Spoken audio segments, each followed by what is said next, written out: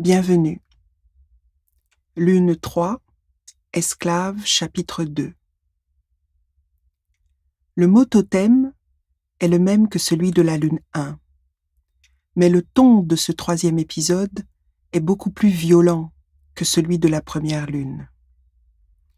Ainsi, certains titres, tels Des crocs et Beau sang giclé, disent la morsure féroce, la blessure à vif et brutale, les coups répétés, le crime irréparable. Les poèmes de cette lune sont un cri atroce et puissant. Cri de douleur et de révolte contre la traite et l'esclavage. Ce moment historique infâme et assassin à jamais gravé dans le cœur et l'esprit du peuple noir.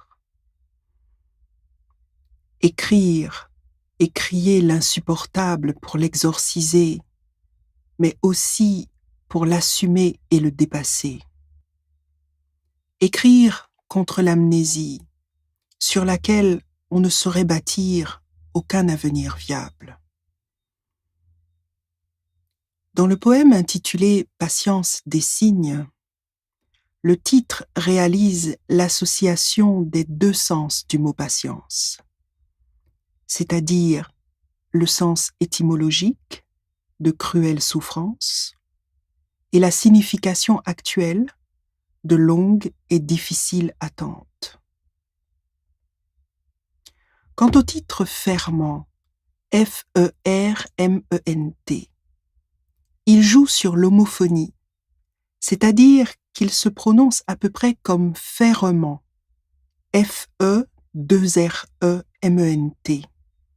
qui est le titre du recueil et du poème liminaire.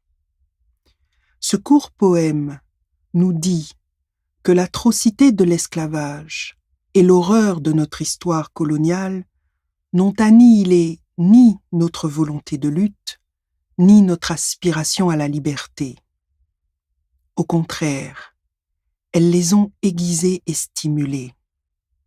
C'est pourquoi elles en constituent le germe, le levain, autrement dit, le ferment. À bientôt pour y voir plus clair.